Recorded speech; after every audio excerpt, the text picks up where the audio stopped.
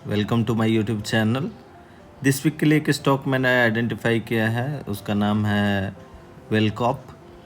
Price अभी चल रहा है 629 का और ऑलमोस्ट इस स्टॉक में दिखाई दे रहा है कि लगभग अराउंड 15-16 ईयर्स का ब्रेकआउट दिख रहा है। बहुत दिन से स्टॉक की कंसोलिडेशन में है। एक बार इसने यहाँ पे 2006-2007 में इसने ब्रेकआउट दिया था, देने के बाद फिर ये गिरा है। उसके बाद से ये स्टॉक लगभग एक ही जगह ट्रेड कर रहा है। उससे पहले इसने एक हाईएस्ट रेंज बनाया था 299 का, लेकिन ये जो रेंज है ये यहाँ पे आकर के इसने ब्रेक किया लगभग जुलाई में 2023 में। उसके बाद इसने ब्रेकआउट देने के बाद एक छोटा सा यहाँ पे रिटेस्ट पॉइंट भी किया है। रिटेस्ट लेने के बाद, और रिटेस्ट जो है हमारा, अगर एक ट्रेंड लाइन लगाते हैं तो रिटेस्ट जो मेरा दिखाई दे रहा है वो जो प्रीवियस हाई था, मतलब प्रीवियस हाई जो था वो उसी का हाई को उसने रिटेस्ट पॉइंट लेकर के किया है। यहाँ देख सकते हैं जैसे कि ये इसका हाई प्राइस था, प्रीवियस हाई, और यहाँ पे इसने क्या किया है कि इसी प्रीवियस हाई को इसने रिस्पेक्ट दिया है और यहाँ से रिटर्न होने का कोशिश किया है। जैसे बोला जाता है कि जब भी रेजिस्टेंस ब्रेक करता है तो वो एज ए सपोर्ट जैसा काम करता है। वही सेम यहाँ पे हुआ है, इसने यहाँ पे रेजिस्टेंस ब्रेक किया है और एज ए सपोर्ट के जैसा काम किया। और साथ ही साथ यहाँ पे क्या देख रहे हैं, एक अच्छा यहाँ पे बियरिश इंगल्फिंग बनाया था, लेकिन इसको इसने फेल किया, क्योंकि बियरिश इंगल्फिंग का केस में कहा जाता है कि नेक्स्ट कैंडल जो है हमारा, इस कैंडल के जो है बड़ा कैंडल है उस कैंडल के लो के नीचे क्लोज होना चाहिए, जो कि यहाँ पे क्लोजिंग हुआ नहीं और एक डोजी बना दिया। और डोजी बनाने के बाद ये यहाँ पे नेक्स्ट कैंडल में इसने इसके ऊपर क्लोजिंग दे दिया, तो डोजी भी हमारा कंफर्म हो गया। डोजी हमारा जब भी एक गिरता हुआ प्राइस में अगर डोजी बन जाए तो वहाँ पे ट्रेंड चेंज होने का कंफर्मेशन हो जाता है। ठीक है, यहाँ दो पैटर्न दिख रहा है, एक चार्ट पैटर्न हमारा दो दिख रहा है। पहला एक बेयरिश इंगल्फिंग बनाया और उसको उसने यहाँ पे फेल किया, इसीलिए डबल कैंडल क्लोजिंग बहुत ही इंपॉर्टेंट होता है किसी प्राइस को गिरने के लिए। अगर यहाँ पे हम लोग एक मूविंग एवरेज लगाते हैं 5 SMA का, तो हम लोग ये देख रहे हैं कि इसने यहाँ पे 5 SMA के नीचे क्लोज भी किया है।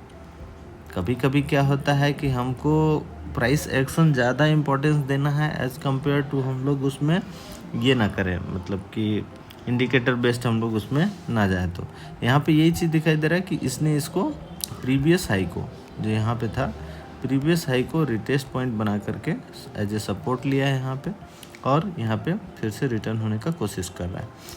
एक छोटा टाइम फ्रेम और हम लोग कोशिश करते देखने का कि वीकली टाइम फ्रेम पे अगर हम लोग जाएँ तो वीकली टाइम फ्रेम पे हमें क्या दिखाई दे रहा है कि इस ब्रेकआउट होने के बाद यहाँ पे ये सस्टेन करने लगा, और सस्टेन जो किया है वो लंबे टाइम तक सस्टेन किया। अराउंड हमको लगता है 10-12 वीक जो है इसने यहाँ पे सस्टेन किया।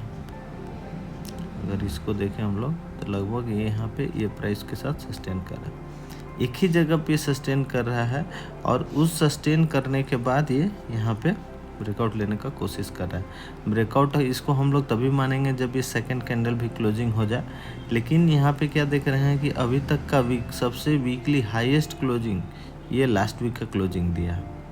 दैट्स वाई मैं इसको कंसिडर कर रहा हूँ कि यहाँ पे एक ब्रेकआउट हो रहा है, लेकिन 2 दिन का क्लोजिंग जो है हमको इस प्राइस के ऊपर चाहिए, तभी हम ये कैंडल को कंफर्मेशन मानेंगे कि हमारा वीकली में भी ये हम ये कर गया, ब्रेकआउट हो गया। साथ ही साथ अगर डे टाइम फ्रेम पे जाएं तो सेम पैटर्न वही चीज़ दिखाई दे रहा है कि बहुत दिन का एक रेंज बना हुआ था, प्राइस ऊपर जा रहा था, फिर यहाँ ये कर रहा था, फिर नीचे गया, फिर ऊपर आया, फिर नीचे आया, फिर ऊपर आया, फिर नीचे।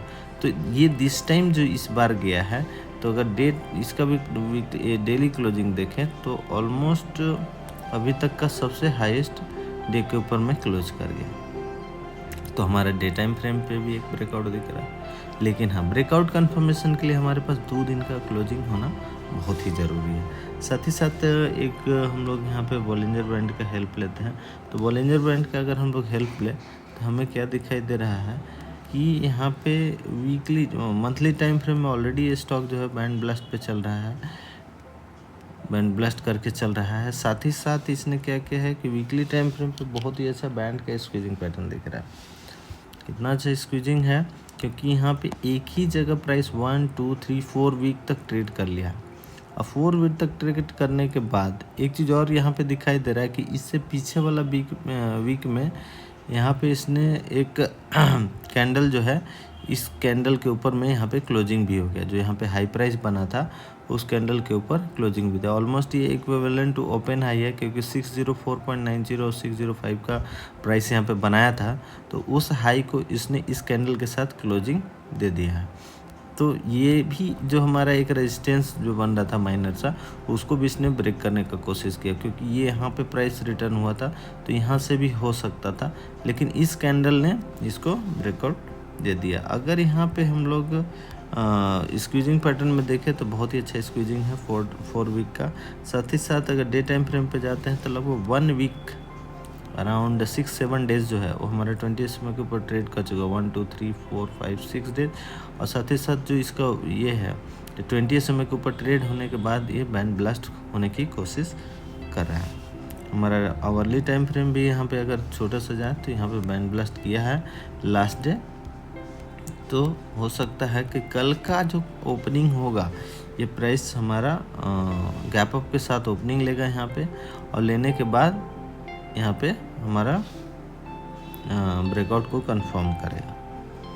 साथ ही साथ इसमें हम लोग इस स्टॉक को जो राइड कर सकते हैं वो 5 SMA के साथ राइड करते हैं। जैसे हमेशा मैंने बोला है, यहाँ पे 5 SMA जो है हमारा 606.62 का चल रहा है, ऑलमोस्ट 607 का है। तो हम इसको एज ए SLP प्ले करके और साथ ही साथ इसको हम लोग राइड कर सकते हैं। टारगेट जो है ऊपर में ओपन टारगेट है, अभी हमारे पास टारगेट वैसा नहीं है कि ये हम लोग बोल सकते हैं target is as per your emotion. और साथ ही साथ एक चीज़ और हम लोग इसको थोड़ा सा स्ट्रेंथ वाइज देखते हैं कि स्ट्रेंथ वाइज इसका कंडीशन क्या है। तो हम लोग यहाँ पे एक इंडिकेटर यूज करते हैं, that is called relative strength indicator. तो रिलेटिव स्ट्रेंथ इंडिकेटर हम लोग को बोल रहा है कि इसका जो मंथली टाइम फ्रेम का RSI है डेट इज अराउंड 77 का अभी जो चल रहा है। और लास्ट टाइम जब ये स्टॉक ब्रेकआउट हुआ था तो ये जो स्टॉक का जो RSI रिटर्न हुआ था वो ऑलमोस्ट हमारे यहाँ से 94 से रिटर्न हुआ था। तो अभी अपने पास बहुत रूम बाकी है। और अगर इसको हम लोग कंपैरिजन करें कि लास्ट RSI के बाद इसने कितना रिटर्न दिया था, तो ये अभी जैसे 77 का RSI है, तो अगर हम लोग यहाँ पे 77 के RSI पे जाते हैं, उस टाइम इस स्टॉक का जो प्राइस था अराउंड 139 का प्राइस था। 139 के प्राइस से ऑलमोस्ट ये लगभग 533, तो ऑलमोस्ट 3 टाइम्स का रिटर्न इसने दिया था। इसीलिए ये RSI जो हमारा फेवरेबल RSI होता है। यहाँ पे RSI हिटअप करने का कोशिश किया था, जो कि अराउंड 85 का RSI गया था, लेकिन थोड़ा सा इसको नॉर्मलाइज करके कूल डाउन करके नीचे आया है। उसके बाद से फिर से दोबारा जाने का कोशिश करा। वीकली टाइम फ्रेम में भी हमारा RSI जो है अराउंड 62 के ऊपर है। यहाँ भी ये बहुत अच्छा RSI है, क्योंकि 60 से ऊपर RSI है तो हम लोग ये मानते हैं कि इस स्टॉक में स्ट्रेंथ अभी बाकी है। साथ ही साथ डे टाइम फ्रेम का अगर RSI देखें तो अराउंड ये 65 का RSI है। ये भी एक बहुत ही अच्छा RSI माना जाता है। लेकिन एक चीज़ और इसमें ध्यान देने का ज़रूरी है, क्योंकि इसका एक रिजल्ट आने वाला है जो कि 24 मई को आएगा, 27 मई को आने वाला है। तो बिफोर रिजल्ट इसमें एक रैली मिल सकता है, और आफ्टर रिजल्ट वो डिपेंड करता है कि इसका रिजल्ट कैसा आएगा, उसके अनुसार हम लोग इसको देख सकते हैं। अभी रिजल्ट में लगभग 1 वीक बाकी है, तो हम लोग 1 वीक बाकी है तो उसके अनुसार से 1 वीक के लिए इसको हम लोग प्लान करके चल सकते हैं। मेरा टारगेट बहुत ज़्यादा बड़ा रहता नहीं है, बहुत ही छोटा टारगेट रहता है। जितना मुझे अपना लगभग 5 to 10% का रेंज रहता है, उतना आया हम वहाँ पे उस स्टॉक से एग्जिट कर जाते हैं। अगर मेरा कंटेंट आपको अच्छा लग रहा है तो सब्सक्राइब करना ना भूलें, और साथ ही साथ अपने फ्रेंड्स के साथ भी शेयर कर सकते हैं। मैं बीच बीच में कुछ ट्यूटोरियल वीडियो बनाने का भी कोशिश करूँगा, थोड़ा समय का अभाव है, देखते हैं। और फिर आपको ये सब चीज़ जो बेसिक्स हम लोग को कहाँ से पढ़ना चाहिए, कहाँ से देखना चाहिए, कहाँ से टेक्निकल देखना है, ये सारे चीज़ पे हम धीरे धीरे डिस्कस करने का कोशिश करेंगे। तब तक के लिए मेरे वीडियो पे बने रहिए। मेरे चैनल पर बनने रहिए। Thank you.